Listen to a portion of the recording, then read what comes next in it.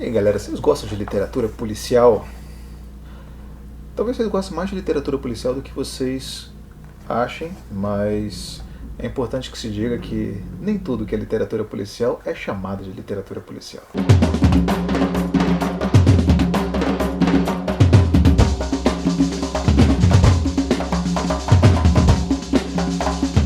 Livro de hoje, Joseph Roth, Confissão de um Assassino Narrado em uma Noite.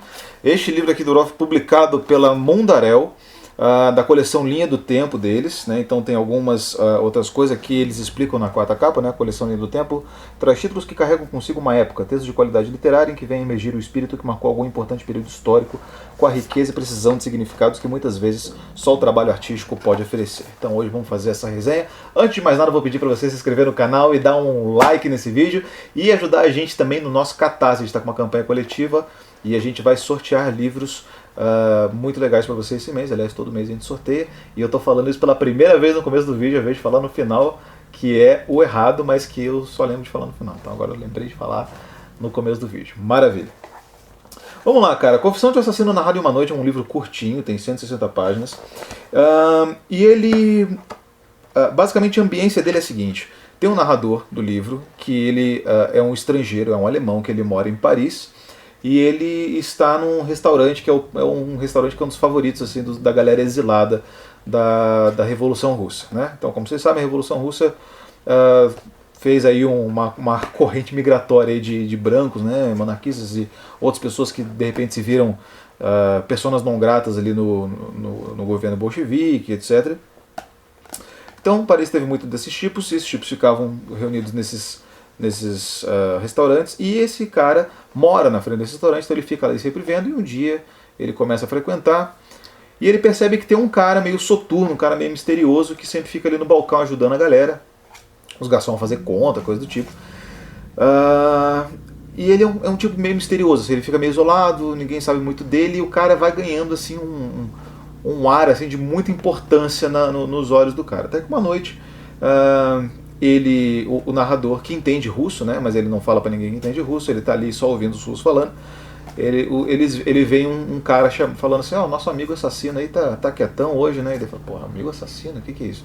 E daí ele se entrega, né, como entendedor de russo, quando ele meio que dá uma olhada pro maluco assim, e aí o cara fala assim, não, tá certo, é isso aí, galera, esse cara aqui, né, a galera acha que ele é espião, né, que o narrador é espião, mas o homem misterioso fala, não, esse cara aí é um cara que mora aqui na frente, não sei o quê, e o cara começa a narrar com riqueza de detalhes assim, todos os aspectos da vida dele, de modo que o narrador fica meio surpreso.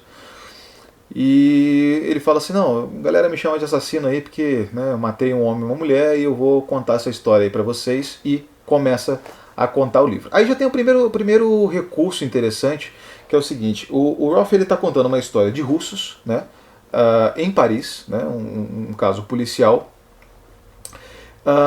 e eu vou tentar provar para vocês como esse livro ele tem muita relação com aspectos da literatura russa. Tá? A primeira delas, já posso adiantar, é justamente essa, né, o skaz, né, que é um recurso narrativo muito usado pelos russos. Né? Acho que o Boris Schneiderman fez um ensaio sobre isso, a gente falou sobre isso no nosso vídeo do Rei Lear da Steppe, mas essa coisa, né? Você tem um deslocamento do eixo narrativo para um personagem, alguém começa a contar uma história, e ali você tem os traços de oralidade que são necessários para que a história tenha o dinamismo que ela, né, enfim, precisa ter, enfim. Então isso acontece em muitos livros russos, né? E esse é a primeira pista de que isso vai realmente se tratar de um universo de literatura russa. Tá? Então esse cara começa, esse homem misterioso, né, que se apresenta no começo do livro como um cara misterioso, como um cara sabichão, como um cara, enfim, potencialmente perigoso, né, porque é um cara assassino. Ele começa a contar a história da vida dele, e ele conta uma história, na verdade, de muitas fraquezas. Assim. Então o cara que é o cara babambam, ele conta a história de quando ele é jovem, fraco e inocente. Né? Ele é o filho ilegítimo de um príncipe na Rússia, né, o Kropotkin. Já falamos sobre essa coisa dos príncipes na Rússia. Quem quiser, assista lá nossa live com a Raquel Toledo para entender melhor o que são esses príncipes, que tem tudo na literatura russa. Mas tem esse príncipe que é o Kropotkin, que ele teve um caso extraconjugal com a mulher do pai dele, que era um guarda florestal, né? E o nome dele, o sobrenome dele original era Golubchik, que é um sobrenome meio ridículo e que não condiz tanto com ele, porque ele é um cara fortão, grandão, e Golubchik quer dizer pombinho em russo, né? Isso é uma coisa que ele não gosta desse sobrenome. Esse sobrenome também vai ser um ponto importante na história, tá? Esse cara, ele... o pai dele é assassinado por um corno né, com quem o pai dele teve um caso lá com a mulher, enfim, com a filha do cara. O cara não é um corno, o cara era pai de uma menina, o cara mata a própria filha e vai lá tirar a forra com o pai do cara, e ele se vê a revelia, se vê meio deriva, e ele resolve reclamar os direitos dele para o tal do príncipe Koprotkin, né? Que morava, acho que no lugar assim na Ucrânia, se eu não me engano. Quando ele está indo para lá, na cidade, ele conhece um sujeito muito misterioso, que é o János Lakatos, que é o nome dele, é um húngaro, que meio que faz ali as vias dele de...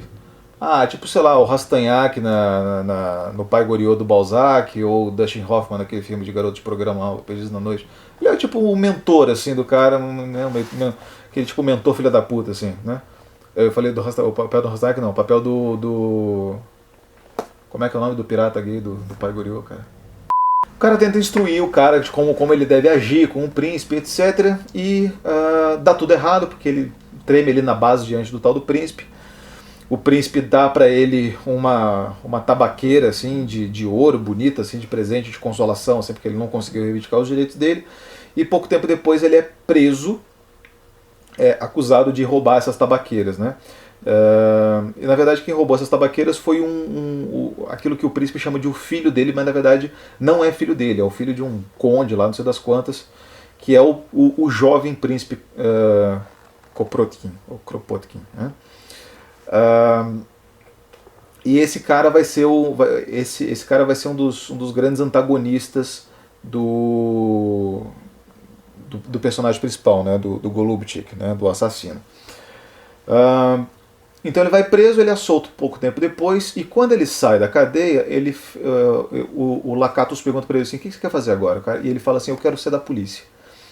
E assim, sem mais nem menos, né, por uma coisa assim, que ele falou meio sem pensar muito, o cara entra para Ohrana, que era a polícia de repressão czarista, né, que depois foi substituída pela Tcheka e depois pela KGB, como vocês sabem, né. A gente fez uma resenha sobre um livro sobre a Tcheka, né, que é o Laska do Zazubri, então tem ali o link do Zazubri também, se vocês quiserem saber um pouco mais sobre o trabalho da Tcheka, mas aquilo que eu falei no vídeo do Laska se configura, né. A Rússia tem uma história muito longa de polícias repressoras, né, que tipo, o trabalho dos caras basicamente consiste em levar o maluco pra um porão e dar um tiro na nuca dele, assim, tipo, isso sempre teve na Rússia, cara, não foi o Stalin que inventou isso, mas esse papel que o Golubchik faz na Ohrana era o papel de ser delator, né, de ser informante. Então ele ficava espionando as pessoas e entregava pessoas inocentes, ou seja, pessoas que eram contrárias ideologicamente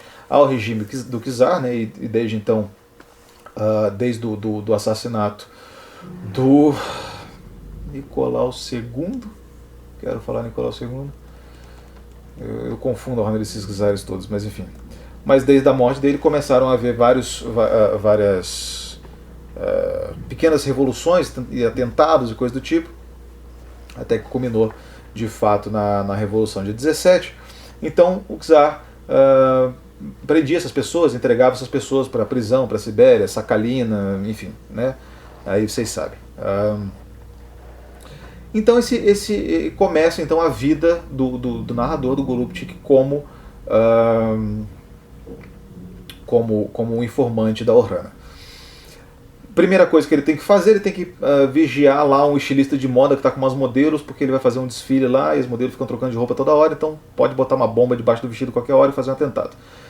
Nessa ele conhece a femme fatale da história, né, porque para todos os efeitos isso aqui é um policial, um noirzão da vida, que é a Lutetia, que é uma modelo, né, porque ele se apaixona perdidamente porque ele fica incumbido de de vigiá-la. Tá? Estou me demorando um pouco nessa descrição porque, como vocês sabem, né, um romance policial ou uma história policial é um livro-jogo, né, que consiste em apresentar diversas peças e um mistério que vai ser solucionado depois. Como o livro chama Confissão de um Assassino e o cara fala no começo que ele matou alguém, você tem que descobrir quem é que ele matou, né? Não exatamente quem matou, porque a gente já sabe quem é que é o próprio cara que matou, mas exatamente quem ele matou. Então não é um whodunit, mas é tipo né? Quem foi morto. Então assim, basicamente é isso. Como um bom romance policial, esses personagens centrais, ou seja, o Yano, o príncipe Koprotkin, o jovem príncipe Koprotkin, a Lutetia, o estilista de moda, o chefe dele, da Urrana em Paris, e uns outros personagens que aparecem mais pro final, todos eles ficam aparecendo e desaparecendo da história, né, em incríveis coincidências, incríveis encontros que acontecem quando você menos espera, os personagens aparecem. Tá? Então acho que posso parar a descrição por aí e comentar alguns aspectos sobre a obra. Então vamos lá. Como eu te falei, como eu falei no começo do vídeo, antes da vinheta mesmo, nem tudo que a gente lê que é policial é chamado de policial, né? E eu acho que dentre a literatura não chamada de policial, eu acho que a russa tem bastante caso desse tipo, né? Até inclusive, vocês viram a minha foto lá no Instagram, conversei com o Alberto Mussa, né? Pude conhecer ele finalmente, né? Um grande cara, a gente foi tomar cerveja lá no Leblon, no pé da casa dele, e a gente estava falando sobre isso, né? Porque o Mussa escreve policiais e a gente estava discutindo sobre isso, assim, exatamente sobre como parece que policial é um epíteto que você dá, um gênero que você dá quando o livro não é bom, né? Quando o livro é magnânimo, você não chama de policial. Mas eu acho que principalmente o Dostoiévski tem bastante livro policial que não é chamado de policial. O livro está de prova aí que o Irmãos Karamazov é um livro policial, né, cara? Tem assassino, tem tudo, você tem que descobrir o que é coisa. O Crime e Castigo é um livro de um crime que depois que a tensão ela é pós-assassinato, né, e não pré-assassinato. Então é tudo aquilo que acontece com Raskolnikov depois que ele mata o cara. Então, assim, o Roth faz aqui um romance que presta muita homenagem a esses russos, com alguns elementos. Bom, primeiro com toda a ambiência, com a técnica narrativa do Scass, com os personagens dele que são muito dostoiévskianos, assim, né? Então, um menino inocente que vai ficando meio malandro na vida e tentando meio que se digladiando com a própria humanidade que ele vai perdendo ao longo da história. Você vai ter uma mulher volúvel pra caramba, você vai ter um antagonista ardiloso, um outro antagonista que é de uma classe superior, uma série de fatores assim que ligam este livro aqui à tradição, aquilo que a gente pode chamar de tradição policialesca da literatura russa do século XIX. Claro que isso não existe, isso aqui é um termo que eu estou usando, mas acho que fica claro para vocês entenderem se eu falar isso, e vocês sabem o que eu estou falando, principalmente desses romanções aí do Dostoiévski. O livro ele é muito interessante em toda a narrativa do personagem principal, né? Por essa transformação dele, que passa de ser um cara misterioso, forte, perigoso e sabichão, e se narra como um cara fraco, inocente, que teve uma inocência e foi se deixando corromper pelo mundo, enfim.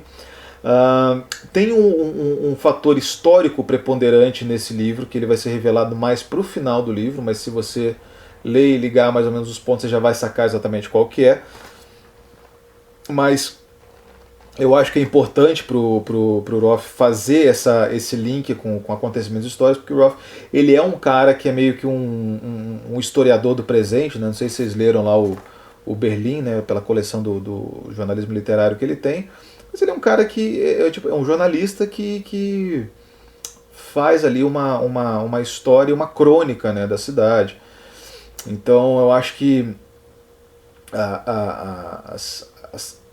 os tumultos, as revoluções, os acontecimentos históricos são muito preciosos para ele enquanto autor e para poder desenvolver essa dramaticidade que ele quer no livro, né? Muito interessante também que na narrativa dele existe muito esse fluxo de consciência muito próprio do Dostoiévski também, de você ficar brigando consigo mesmo, ficar brigando com a mulher, pensar uma coisa e fazer outra, né? Isso é tudo muito próprio dele e desses livros que o Dostoiévski tem de narração em primeira pessoa, principalmente, né? E eu acho que no final das contas assim, o livro ele acaba sendo muito mais divertido do que propriamente trágico, e aí ele já se difere um pouco da tradição, né? Porque enfim, o Dostoiévski ele tende a ser muito mais trágico, né? E às vezes até ele fica um pouco mais trágico quando ele escolhe não ser propositalmente trágico, né? Tipo o final de Crime e Castigo, por exemplo, o cara na Sibéria virando carola e coisa do tipo. Eu acho um final terrível. Eu preferia que o Raskolnikov tivesse morrido, assassinado com um tiro na nuca pela polícia repressora da época, enfim. Mas acima de tudo assim, é um livro muito dinâmico, né? É um livro que você lê ele muito rápido, você se revolta meio que com todo mundo ali, e todos os personagens que revolvem a vida ali do Golubchik, o cara meio que tem motivo para matar ele, então assim, tá bem disposto o mistério ali de quem é que ele vai matar, né? Porque todo mundo ali parece bem matável na história, né? Então acho que é isso. Achei o livro, cara, bem gostoso, li ele em 2 dias. Ele tem 160 páginas, né? Então assim, não é nenhum feito, mas ele é muito, muito divertido mesmo, assim. Então fica aí a dica para vocês, né? Desse livro aqui da Mundarel. Mundarel já publicou outros 2 livros do Rolf. Um é A Marcha de Radetzky e o outro eu esqueci. Você que entendeu? O Súdito do Joseph Rolf. Então é isso aí. Cara, é isso então, beleza? Ficamos por aqui. Lembrando a todos que não se inscreveram no canal, se inscreva, ajuda a gente lá no Catarse, dá um like nesse vídeo. Um abraço, galera, aí. Tchau.